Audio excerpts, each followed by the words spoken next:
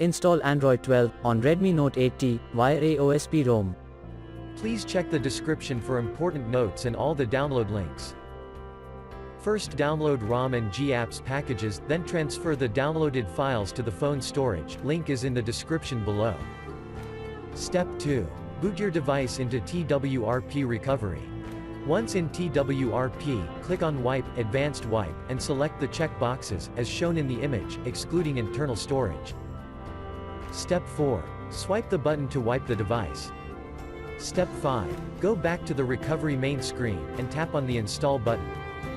Step 6. Navigate to the storage, and select the ROM zip file. Step 7. Finally, swipe the button on the screen, to install ROM file. Step 8. Flash the GApps zip package, in the same manner. Step 9. After GApps flashing completes, select Wipe Cache and Dalvik from bottom left side of screen, and swipe to wipe. Step 10. When the flashing process is complete, hit Reboot System. That's it, you have successfully installed the ROM on your device.